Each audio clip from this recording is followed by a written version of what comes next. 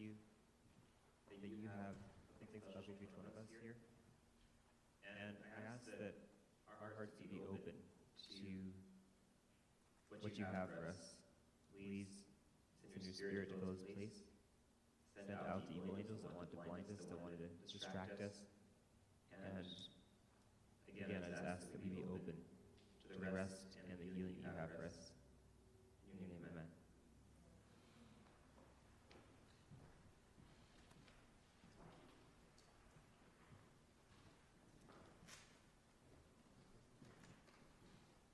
Good morning, GYC. Good morning. You hear me okay? All right. How did everyone sleep last night? Good. I attempted to get to bed early, but I still got 7 hours of sleep, so just bare minimum. Let's see if these slides will come up here.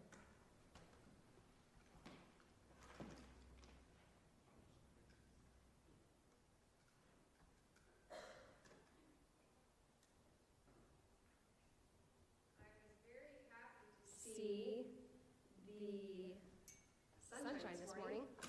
After all that rain, who got wet last night? Oh yeah, it really poured. So I'm really thankful for a sunny day and hopefully a good 5K later today.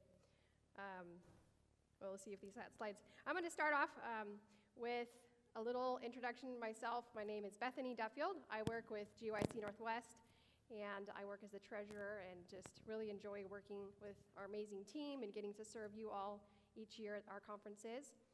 I live here in Walla Walla, and I work as a medical massage therapist. I also work on a couple of market garden farms, and just really like getting my hands in the dirt and harvesting, and also taking that to the market and seeing people enjoy some good produce. So my talk today is entitled Rest. Why rest? And I'm going to be looking at some different studies that have been done on rest, as well as coupled with some of my own personal stories involving rest. And I hope that you are blessed. In our world, we find that much of life, especially in our Western society, is a fast-paced life. We are on the clock to go to school, to go to work, go to college, then getting a job, get married, buying a house, having kids, raising them or paying someone else to raise them, working, retiring, and then maybe we will finally get to rest in our later years. Some may feel that rest is for those who are tired, and I'm not tired, so I'm just going to keep going. Now, don't get me wrong, I'm not advocating for a lazy life. I think that we appreciate rest compared to the work that we do. But I think that our lives are oftentimes full of busyness and emptied of rest. Have you ever been really, really tired, like just exhausted? A few of you? Yes. I'm sure many of you, especially those of you that are students, feel that on a quarterly or yearly basis. I'm going to share a little story about my work as a massage therapist. When I first started working in massage, this medical massage, back in 2021, I was really enjoying my job, and I wanted to take as many clients as I could. So at one point, towards the end of my first year, I was working 5 days a week, doing 5 clients a day. Now, you may think, okay, that's only 25 hours a week. That's not a full work week. But believe me, giving therapeutic deep tissue massage on all kinds of clients is very exhausting, physically and emotionally. And I would come home every Friday, and I would crash, and I wouldn't want to sleep all the way till Sunday morning, and I would get up, and I would still be tired. And towards December, I realized if I don't do something, I am just totally going to burn out. So I was on the verge of quitting my job, and I thought, well, maybe I should just ask my boss, would she let me cut back to half my hours and see if that will work for me. So I talked with her. I said, I'm just so exhausted. I was also dealing with some post-COVID challenges. If any of you are familiar with that, you know that long COVID fatigue is a real thing. And so I talked with her, and she's like, yeah, I totally understand that, what you're doing right now is not sustainable. And so she let me cut back to about half of what I was doing. And I think it was a good experience for me because it helped me realize, okay, this is my boundary of how far, I can't do more than 25 a week. That's my burnout point. And I was able to cut back and slowly work back to about 75% of what I was doing. And that balance between rest and work is so important. So today I want to look at some different areas of rest that have been a topic of study for me, especially the last couple months in preparation for this conference. And to be honest, I found so much research, I think this could be a 4-part series, but I'm going to try to keep it short. I know I have about limited time. So why is rest important? What comes to your mind when you think of the word rest? Sleep? Relaxation? A lot of us think of sleep as being the number one reason for why we need rest. And we're going to talk a little bit more about sleep in a little bit. I want to share a story, another example of rest. How many of you have climbed a mountain before? It doesn't have to be a 14er. How many of you enjoy climbing mountains? Yes. How many of you get tired while you're climbing a mountain?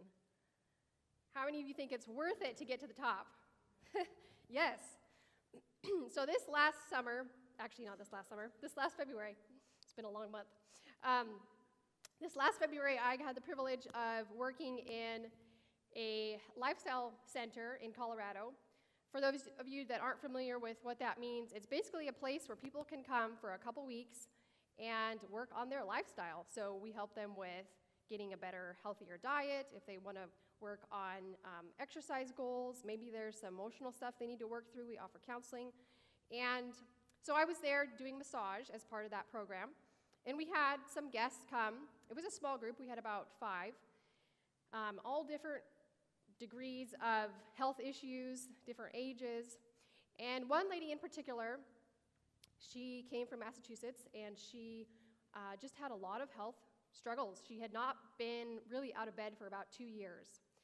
And she came to this place. She's like, I really want to get better. I have a 7-year-old daughter. I want to be able to do things with her. And I'm just exhausted. I'm tired all the time. And so she came to the center. The first day we walked around the campus, which was, I don't know, maybe 1/8 of a mile. And she was like, I haven't walked this far in 2 years. I'm so tired. And so we had a doctor there, so he did some assessments to make sure she was still okay, even though she was on a journey of recovering her health. And during that week, she came to the meals, she ate the good food, she did the exercise program, she talked with the doctors and the counselors, and you could slowly see that she was improving. She was tired, but she was making progress. And there was a little mountain, so you can see on this picture, down in the middle there, that's the campus, and I'm up on top of a rock that's called Pancake, and it looks like a pancake. There's like layers of rocks. And she said about the end of the first week, she's like, I'm gonna climb that mountain. Pancake. And I was like, okay, we'll see. And I didn't tell her that, but that's what I was thinking in my mind. And so by that Sunday, she went up and she climbed that mountain, and she was so invigorated. And she's like, I did it. I have something to tell my daughter about. And about halfway through the second week, she said, I'm going to climb that other mountain, which is the one to the left of the sunrise. That's South Peak. The one to the right is North Peak. And that mountain is about 12, almost 1,300 feet elevation gain from the campus. And it's a short hike. It's only 2 miles, but it's pretty steep. She's like, I'm going to climb that. You just wait, and I'll show you. And so we're like, okay. And the last Sunday before she left, we went and we climbed that mountain. And we got about 100 feet down the road, or down the trail, and she was exhausted. And she's like, I'm going to have to rest. And she stopped, and she rested. And then about 15 seconds, 20 seconds, a minute later, she's like, okay, let's keep going. So she got up and we kept going. And it was like that, almost to the top. We got up to the saddle of the mountain, and she said, okay, I've made it as far as I can go. And I said, well, let's get up to the top of the saddle, because then you can look over into the other canyon. So she did. And she rested there for probably 5-10 minutes, and then she said, where's the peak? And so I showed her, it's just up there. She's like, let's do it. And so she did. She made it to the top. And what impressed me was that she didn't give up. And sometimes we think, oh, I have a goal, I'm going to reach this goal, and it means I can't take any rest. I just have to push through. But that's not always the case. Sometimes we need the rest to actually help us, oftentimes, we need the rest to help us get to those goals. So we're going to take a look here at some different articles on rest. Time Magazine said, we are more exhausted than ever. This was an article published in Time Magazine in February of last year. And they attributed fatigue to 3 different things: an unsustainable lifestyle, stress outside of our control, and financial insecurity. And in their study, they were looking at different reasons, and one of the areas that they looked at were blue zones. I don't know if any of you are familiar with blue zones. Yes, many of you are. It's areas of the world where people focus on healthy living. And one of the things that they really noticed is that in this work, the person that was studying this explains that people who live in blue zones have one thing in common. They live in human needs first lifestyle, in which the things that they need as human beings are prioritized. This means eating whole foods, having rich social lives, getting regular movement, and working with a purpose rather than for the sake of maximizing productivity. In contrast, outside of these blue zones, Dan explains that we have not built a human needs first society. We have built a business needs first society, and it is starting to show, which you can really see today. We're really pushing towards, expansion and all that, which is great, but we have to take into account that we're humans and we need rest. The stress aspect, he talks about stress within our control, such as a big project we're working on, balancing a demanding job and children or childcare, doing something that scares us. This can be mitigated and builds confidence when addressed. Stress outside our control, such as violence in our cities, climate disasters, tragedies around the world, and inflation, makes us feel helpless. While it is important that we aren't ignorant about what is going on in the world, it also weighs on us and to take in so many stressors without the possibility of resolution.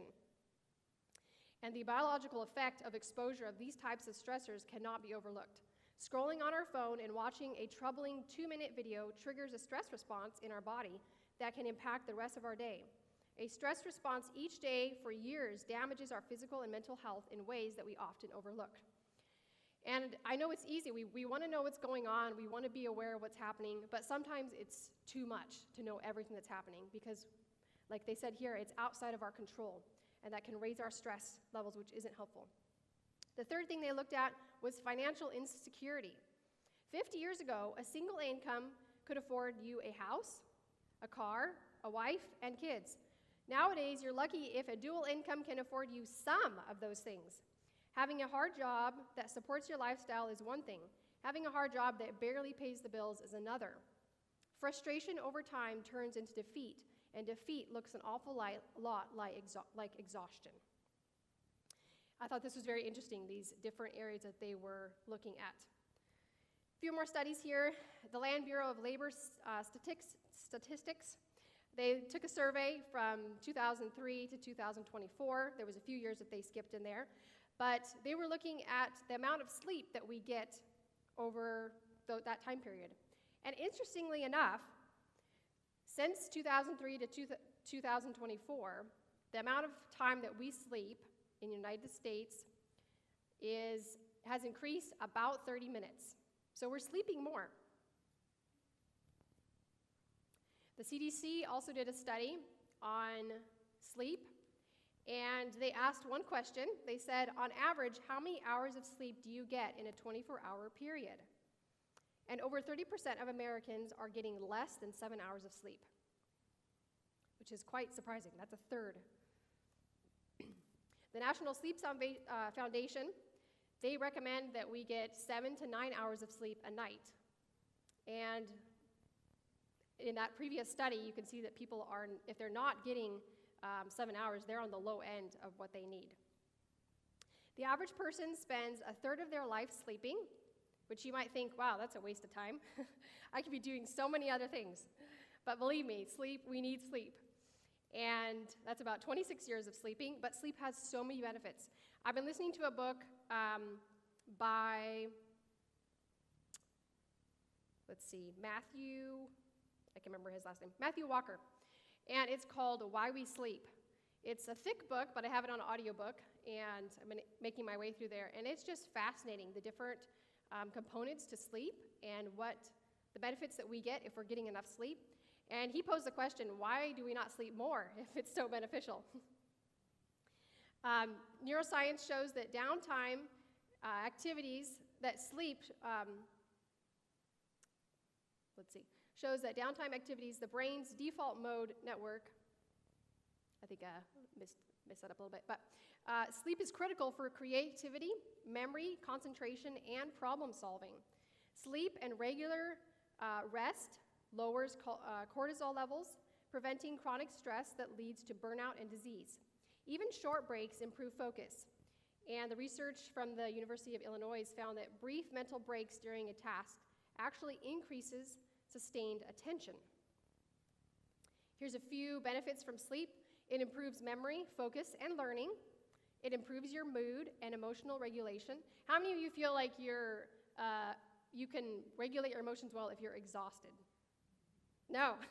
You just want to not be around people, or you just don't want to talk. You don't want to deal with difficult things. You just want to sleep. It improves a stronger immune system response. It also balances the appetite and metabolism, and Matthew talks more about that in his book. And sleep reduces the risk of chronic conditions like heart disease and diabetes. It's very interesting. In this book, he also talks about the correlation between diabetes and people getting even as much as 30 minutes to an hour less of sleep than they're used to will increase their chance of their body starting to go towards more of a diabetic response when it's dealing with sugars.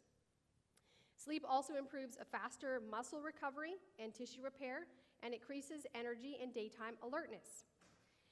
Now, there's so much here on sleep. I feel like we could do a whole seminar session just on sleep. But I want to also talk a little bit about rest, because resting is not limited just to sleep. A doctor by the name of Dr. Sandra Dalton-Smith, she is an internal medicine physician, and towards the end of her residency, she hit burnout. And she had the dream house that she always wanted. She was married to her best friend. She had a child. She had everything that she wanted. And she would come home from work, and she just had no motivation whatsoever. And she thought, I just need to sleep more. I'm just not getting enough sleep. So she would try to sleep more, and she was just still exhausted. And she was close to quitting her career, and she thought, maybe I should look at rest. Maybe it's bigger than just sleep. And she began to look at different forms of rest. She says, in short, sleep is a complex process, which it really is, that allows your body and brain to re-energize and process information, while rest is multifaceted and improves wakeful restoration. Sleep is one form of physical rest, but rest can take many different forms. And she looked at, in her studies, she came across 7 different types of sleep, of rest, which I thought was very fascinating. So she categorized the areas that we need rest as creative, mental, physical, emotional, social, sensory, and spiritual are all areas that we need rest. And creative rest, she says that when we are constantly under pressure to perform and chronically stressed, we can experience creative exhaustion. This looks like a lack of inspiration and motivation and difficulty coming up with new ideas and problem solving. You can restore yourself from this kind of exhaustion by appreciating beauty, whether that is in the form of art, nature, or something that you created yourself. For example, taking a moment to stop and just look outside at the vibrant colors of a tree or flower. This gives your mind a break and allows it to be creative without pressure. She also looked at mental rest, the need for mental rest. She says, mental rest is one thing that we do to quiet our racing thoughts or to clear our head when you have to feel like too much is going on. If you find yourself experiencing brain fog or forgetting things often, chances are you are in need of more mental rest. To recover from this exhaustion, try scheduling short breaks throughout the day to pause and do nothing. You can also journal before bed to empty your mind of any thoughts that may keep you up. How many of you, when you are going to bed, especially when you're coming up to some deadline or busy event, you try to sleep and you have all these thoughts that just keep going through your head? Yes. I don't experience that often, but I have last week. And one of the ways that I find helpful is I will keep a pen and paper next to my bed, and that half an hour when I'm trying to fall asleep and my brain is just trying to remember and giving me all these things I need to remember, I'll write those down so that I don't have to be afraid that I'm going to forget that the next day. And then I'm able to go to sleep. The other one she talked about is rest, which we already touched on that a little bit. The benefits of rest. And emotional rest. In our world, our world is not perfect. And we live in a world with sin and suffering and hardships. Sometimes these things can weigh on us heavily, but we don't have to carry these burdens alone. It's important that we find a trusted friend who can share our burdens with us. And thankfully, we have God who is our biggest and truest friend and will always listen to our prayers and burdens. He has also made us social beings, and it is his design that we have a community of safe people that we can share and trust each other. Social rest, somewhat connected to emotional rest, is sometimes there's situations we go through, or maybe a boss or coworker that is difficult, and that can be stressful. And while we are created to serve and help others, we also have to have our own cup filled as well. So it's important that we find people that fill us up, that we can connect with, that support us and inspire us, that help us to grow and not feel drained, even though we will at times meet those situations where it's not as easy and we have to work through difficult things. Sensory rest. How many of you like to be bored? Not too many of us. We are uncomfortable, especially those of us that are real doers. We want to be doing something, whether it's getting something done on our phone or running around doing something. And in our society, with the creation of phones and technology, we always have some kind of stimulation in our faces. And this can become an overload to our system. And it's important to take a break from our phones, from things that are just too much for our sensory system to process. How many of you have been in a doctor's office or an airport and everyone's on their phones? Yes. How many have you been on an airplane and you notice that people are reading books? Yes.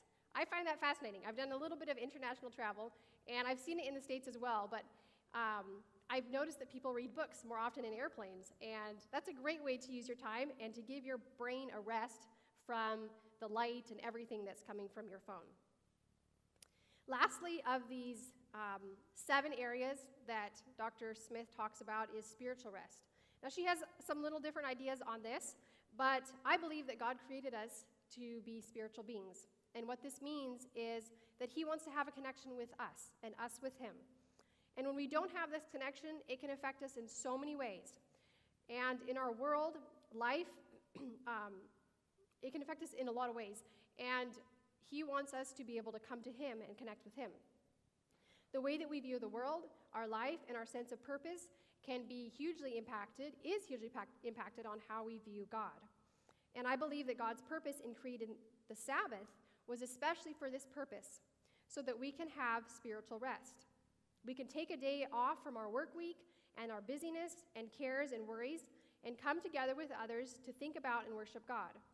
We don't have to wait until the Sabbath, though, to connect with God, and it's important that we set aside time each day to connect with him. This will positively impact our mental, emotional, and even our physical health. Something that I found very interesting with these 7 different areas of rest is a lot of them, the solution is very similar. It's taking a break. It's going outside for a walk. It's setting time to connect with people. Let me just check my time here. Okay, I might shorten this a little bit. I'm going to look now at what the Bible says about rest. And in Ecclesiastes, we have this verse from Solomon. He says, "The sleep of a laboring man is sweet, whether he eat little or much, but the abundance of the rich will not suffer him to sleep." I think you could do a whole sermon on this, and we're not going to get into that today. But how many of you have worked really hard before? Yes. And sleep is you just sleep so much better. David also says, "I will both lay me down and sleep in peace, for you, O Lord, only make me to dwell in safety." This is connecting that relationship with God and how that impacts us actually having a good sleep and being able to rest from the cares and the worries of this world. I want to share a short story with you. So last October, I had the opportunity to go to Africa and got to visit a mission station there. They have several schools as well as a big agriculture program. And we got to play with the kids on Sabbath and made some little crowns for them. As you can see, I was getting my hair done in braids by some of the locals. It was more like a rat's nest, but hey, they loved it. And so we had lots of avocados. They make like huge pots, they call it ugali, which is basically a really dense form of cornmeal. And a lot of the expats or the missionaries, they complain that it's just, not the best thing. But I actually loved it. I found that it didn't sit hard on my stomach, although their servings are gigantic. Like, they give everyone like that much ugali, and they expect you to eat it. And if you're tired throughout the day, they say, oh, you did not eat enough ugali. So I was there for about 2 weeks. Initially, that was the plan. And then they had some political turmoil that came up during their transfer, the election time. And this was one of the most times of turmoil they've ever had since their independence back in 1961. So much so that they had a lot of gangs. They shut down all the transportation. There was no gas available. They had curfew at 6 o'clock, and you did not want to be outside or in the town after that time period. And for about a week, we had no internet service. Thankfully, someone had some internet, so we were able to communicate to the U.S. and actually know what was going on around us. But we were relatively safe. We were on about 5,000 acres of property, and we had 600 acres of avocados, so we weren't going to starve. But Friday night, we were told that there was a mob of about 1,000 people that were going to come and steal equipment and who knows, do what else. And so we spent most of the evening at the chapel with the students, praying and singing, and we prepared some things, moved some things out of the way so it wasn't as visible to whoever would come. And we decided, well, we're going to go to bed and trust God. And we all went to bed that night. Everyone slept very well. And it just reminds me of that verse that says, I will both lay down and sleep in peace, for you, O Lord, make me dwell in safety. And God ultimately is the one that keeps us safe. Well, we heard the next morning that they had gotten to the highway and decided it was too far to come, and they never showed up. So whether that was a rumor or not, God turned them around. All right, I need to wrap this up, and I still have a lot to go. So I'm going to just touch really briefly on how God has created us to have rest throughout our daily, weekly, and yearly cycle. We look at creation, and we find that one of the first things he does was separate light from darkness. He didn't get rid of darkness. He didn't get rid of the night. He could have said, you're going to be awake forever. But he saw the need that we would rest, and not just like 6 hours, like 8 to 10 hours. So he creates that daily rest that we can have each day. Then we also have the Sabbath. So that's daily rest. We also have the Sabbath, but he also created the seasons. On the fourth day, when he created the sun, moon, and stars, he said that this will be for signs and for seasons. And of course, now we have more contrast of our seasons. After sin, things are more hot and cold and all of that, but it's still beautiful. And especially for those of you that are work in agriculture, you know that during the wintertime, you have a little bit more of a rest period. And that's part of a time to rest. Then we have the Sabbath, which God created as a weekly rest. The Sabbath is available to everyone. It's not defined by a place, but by time. And the Sabbath is also special. Jesus did a lot of healings on the Sabbath. That's a whole other topic. And we know that in eternity, we will continue to have the Sabbath rest. And so I'm going to wrap this up. But in closing, God wants to give us rest.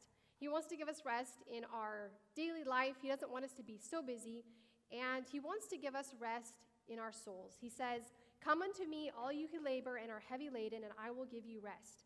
Take my yoke upon you and learn of me, for I am meek and lowly in heart, and you will find rest unto your souls. For my yoke is easy and my burden is light. So I pray that you were blessed by some of this research, and also realizing that there's so much more to rest than just sleep, and hopefully you're able to incorporate some of those things into your own daily lives. Thank you.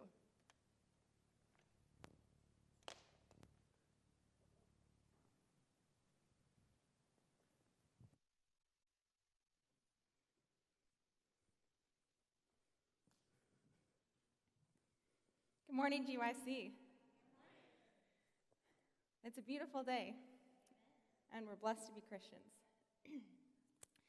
So this morning, I'm not sure that I can come behind Bethany. She did such a good job. Just the things that she shared on rest really are a good reminder to us to rest and let the Lord work in our lives.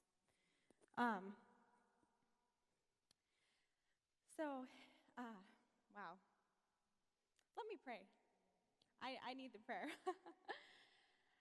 Dear Heavenly Father, I come before you this morning. I thank you so much for your goodness and your faithfulness to us. I thank you that you grant us rest and that you teach us to trust in you more and more. Lord,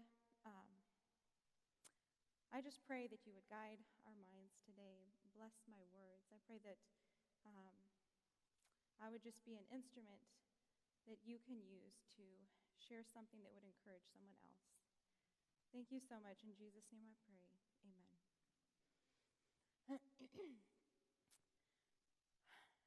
My groggy mind slowly came to consciousness. Where was I? What was I doing? Was I still washing dishes? Questions raced through my exhausted thoughts. I had been awake for nearly 6 days and 5 nights straight. I had fallen asleep standing at the sink, yet somehow I woke to find that even in my sleep, I had still kept working. My older sister Victoria and I had just returned from India, where we were serving as missionaries, only to discover that things at home were far from what we were expecting. A couple of years earlier, our dad had passed away in Kenya while we were missionaries there, and he left our family in a very vulnerable position. Unfortunately, that vulnerability had been taken advantage of. What started as a simple favor, my younger sister Jessica agreeing to babysit, turned into something much more. The children's mother, who was on welfare, asked to stay for just one night. But one night turned into many, and she refused to leave. Our already struggling family ended up supporting not only themselves, but someone who brought tension, manipulation, and chaos into our home. We didn't realize how bad things had become until Victoria and I walked through the door on our return. The house was in disarray. The atmosphere was heavy, and in my 18-year-old determination, I made a choice. I would fix it, no matter the cost. I would push myself day and night, refusing to rest, driven by a desperate need to bring order back to my home and stability to my family. And in some ways, we did. The house was restored, hard conversations were had, systems were put in place to help this woman and her children find the support they needed to move forward on their own. But I didn't realize at the time that while I was restoring everything around me, I would later face the effects of ignoring my own biological need for rest and temperance. A few months later, it caught up to me. I found myself in a place mentally and emotionally that I had never experienced before, especially as I was walking through a challenging relationship. Looking back now, I can see clearly the exhaustion, the strain, the complete lack of rest it had taken a toll. In my attempt to hold everything together, I had neglected to rest.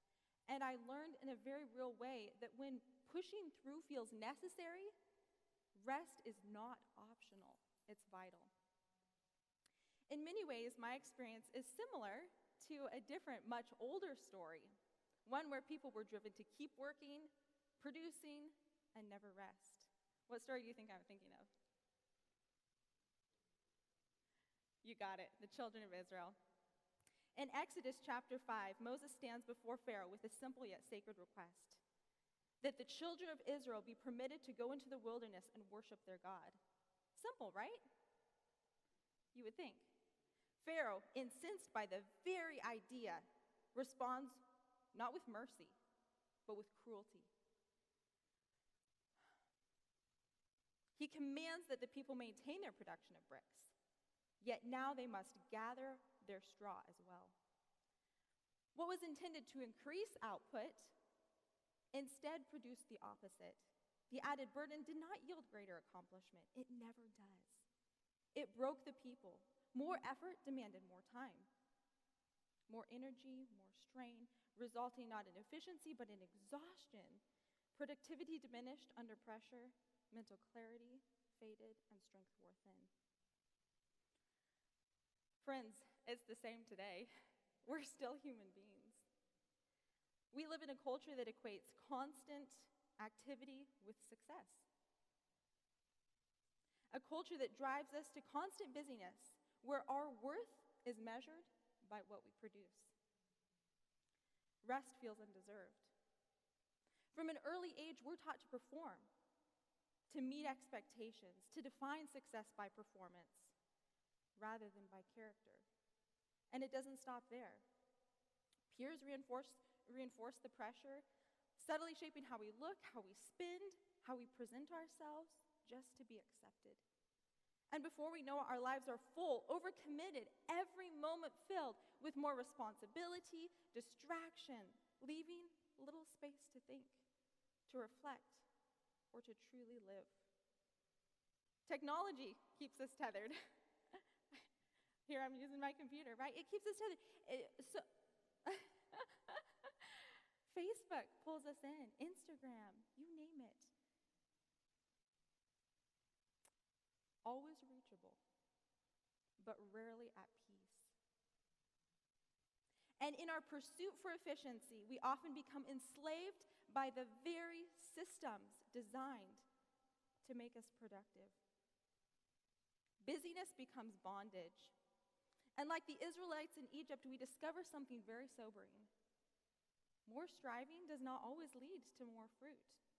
Sometimes it leads to burnout, to fatigue, to diminishing returns, until one day we realize the very systems meant to organize our lives have begun to dominate them, binding us to cycles of exhaustion, performance, and restlessness until we forget what it truly means to be free.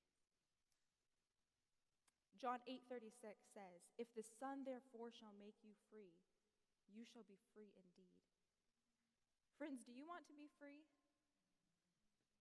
What is stealing your peace and rest? It's important to recognize when rest is needed and to allow ourselves that blessing. My father was really good at this. There was one time in particular, my family and I were in South America as missionaries. And my parents had many things on their plate.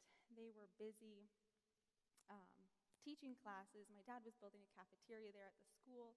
And there was just a lot of things that were on their plate. And one Sabbath morning, we were at our breaking point. Our family was there was some tension, and there usually wasn't. We were a very loving family, but just like, everything just felt so overwhelming that morning. And my dad recognized that, and he said, we don't have any commitments at the church today, which was surprising because usually we did. And he said, let's do something different. And so we all, packed a little bag and headed up to the top of the mountain. And we just had our own little worship service up there. And it was what we needed. We were able to get that rest of soul, and then we came back completely refreshed. Psalms 23 is one of my favorite chapters. And I'm just going to read for you verse 1 through 3 right now. The Lord is my shepherd, I shall not want. He maketh me to lie down in green pastures. He leadeth me beside the still waters. He restoreth my soul. He leadeth me in the paths of righteousness for his name's sake. The path of soul restoration includes lying down in green pastures and following God beside still waters. Psalms 46:10 says, "Be still and know that I am God. I will be exalted among the heathen. I will be exalted in the earth." This intentional God-centered stillness leads to victory and mastery that results in God being exalted in the earth through the lives of his faithful people. A few years ago, I had the privilege of visiting the Oregon coast with some friends. The waves that day were massive, rolling, crashing, relentless. The wind cut across the shore. The water was cold and chilling. I don't know if you've ever experienced that. We ran in anyway, laughing, shouting, jumping, wave after wave, jumping the waves. It was so much fun. At first, it was pure exhilaration. Each wave felt like freedom, like flying, like I could do anything. And so I chased bigger waves, harder waves, feeling unstoppable, until I wasn't. One wave bigger than the rest rose up before me like a wall. I jumped, and it swallowed me whole. The ocean slammed me down, water filling my ears, my nose, my mouth, my lungs. I surfaced, coughing, gasping, sputtering. I was tangled in seaweed, and there were like dead jellyfish stuck in my hair. My body shook, my heart thumped. In my ambition, I had overcommitted, and it took me down. How many of us today are chasing our own waves? Bigger goals, harder tasks, more responsibility, more, until suddenly we're under, struggling to breathe, drowning in the very life that we were excited to live. Psalm 62, verse 1 and 2 says, "Save me, O God, for the waters are come in unto my soul. I sink in deep mire where there is no standing. I come into deep waters where the floods overflow me." How many of you can relate to this verbiage that David spoke here? Yes. Exhilaration can be intoxicating, but without pause, without rest, without reasonable commitments, the waves can pull us under. Rest doesn't necessarily mean giving up our goals, though, but it can often be the very means of helping us accomplish them better. Like Bethany said, we need that rest to help us reach those goals, right? This last summer, I was really struggling with burnout. I had way too many commitments. Besides my work as a birth assistant that had me randomly up at all hours of the day and night, I had schoolwork, involvement with young adult ministries and other church activities, a mission trip. Plus, I was making sourdough bread for farmers market and helping my mom make hundreds of pies for that same farmers market. In the middle of all that, we also had a wonderful visit from my sister who came from across the world, and my other sister and her family, a little girl. It was all very special, and all of those things were so important to me. But I was feeling the toll of a lack of sleep and overcommitment. In a desperate attempt to keep up with everything and still find time for my personal goals and friends and family, I started cutting into my sleep without even realizing how much. It wasn't until my phone showed me that over the course of a month, I had only been averaging about 4.5 hours a night, that I began to realize why I was so exhausted, frazzled mentally, emotionally, and physically. My memory was terrible, and sometimes I couldn't even find simple words in a conversation. Little things that were normally manageable felt completely overwhelming. In a desperate attempt to bring my life back into order, I started outlining my days and weeks ahead in painstaking detail, packing them with unreasonable goals and work commitments, leaving no space for rest or recreation. I thought that if I just pushed harder, I would eventually get ahead, right? How many of you have thought that?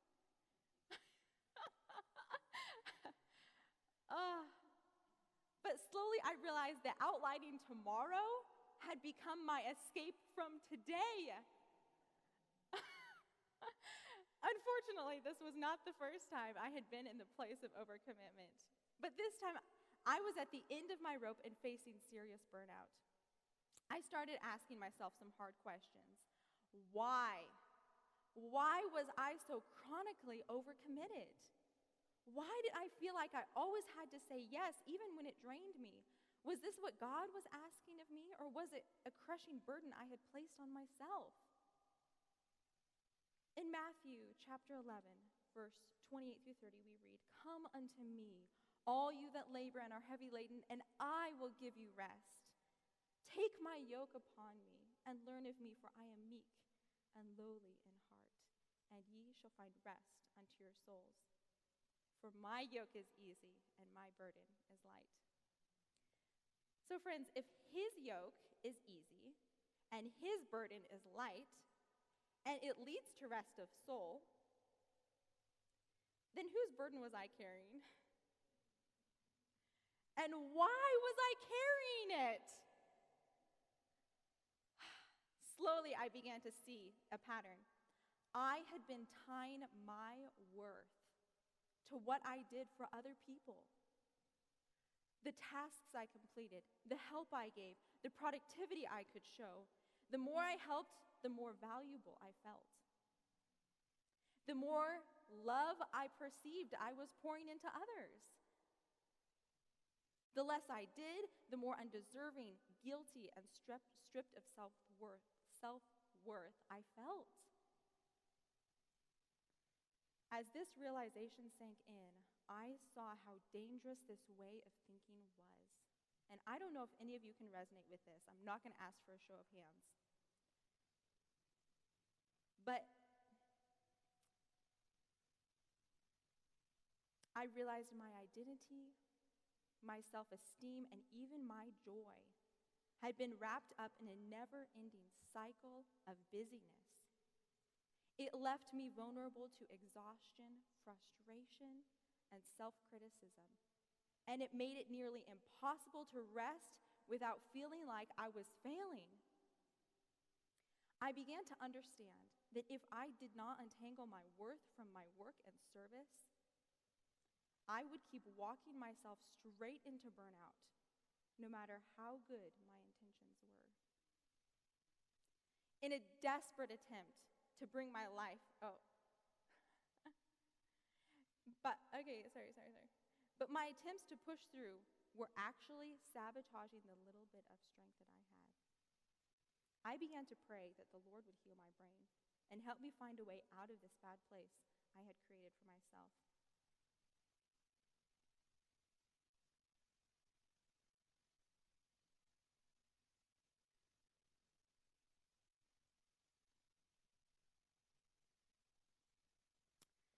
I want to bring you to the story of Elijah. After the dramatic victory on Mount Carmel, where God answered by fire and proved himself mightier than the prophets of Baal, Elijah, though fresh from triumph, collapsed under the weight of fear and exhaustion. Queen Jezebel had threatened his life. And this powerful prophet who had stood so boldly fled into the wilderness. He was overwhelmed, discouraged, and ready to give up. Yet God didn't rebuke him harshly. In his fragile state, God met Elijah with compassion and a simple, tender prescription for burnout. What was that prescription? Rest, eat, and rest again. Through an angel, God provided food and water for this man of God. Permission to sleep twice before speaking any instruction or correction to him.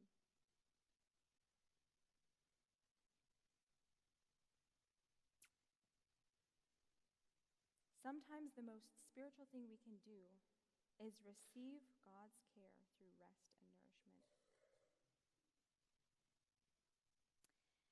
In a 2003 study published in the journal Sleep by research from the University of Pennsylvania, discovered that individuals who slept only 6 hours per night for 2 weeks performed as poorly on cognitive tasks as those who went without sleep for 48 hours straight. Yet, most participants were unaware of their performance decline, illustrating how dangerously deceptive sleep deprivation can be.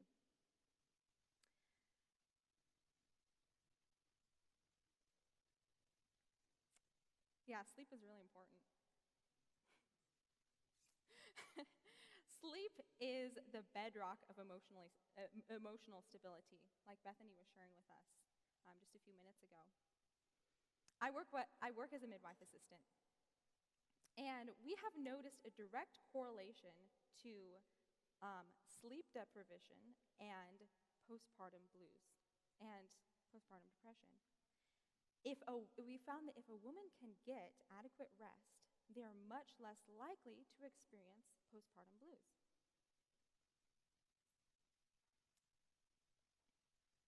Here's another interesting study. Dr. Matthew Walker and his team at UC Berkeley conducted a study using functional MRI brain imaging to discover how sleep deprivation alters emotional processing. Participants were shown emotionally charged images such as snarling animals or burned victims after a full night's rest, and again after 24 hours of sleep deprivation. The results were astounding. Sleep-deprived participants exhibited a 60% increase in activity in the amygdala, which is the brain's fear center. In other words, without sleep, the brain becomes hyperactive and emotionally unstable.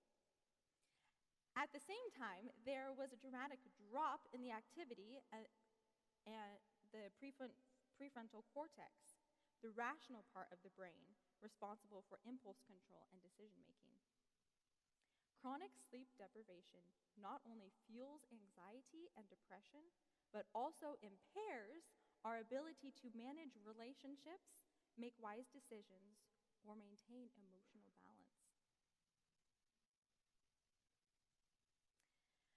Well, friends, I've not figured it all out, but one thing I know is the Lord is leading me, and I know He's leading each of you.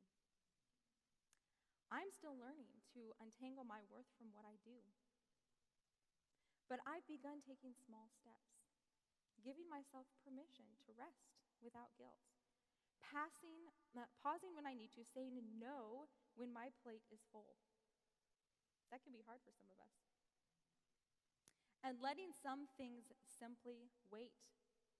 I'm noticing that when I rest, even in small ways, I have more energy, clarity, joy, and I can give more to those who are important to me. For the first time in a long while, I'm beginning to experience what Matthew 11 describes, rest for my soul. I'm realizing that my value isn't tied in how busy I am, how many tasks I complete, or how much I pour into others. My worth is already secure, given by God. My service is meant to flow from that and not define it. Psalm 46:10, I want to bring that verse one more time to you. Be still and know that I am God. I will be exalted among the heathen. I will be exalted in the earth.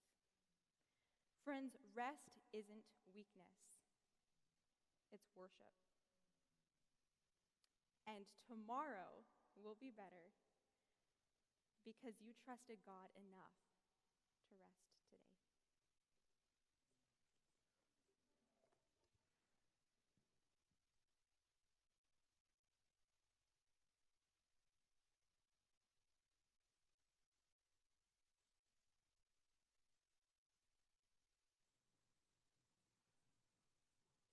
Thank you so much, Bethany, Mariah, for your testimonies. Were you guys blessed this morning?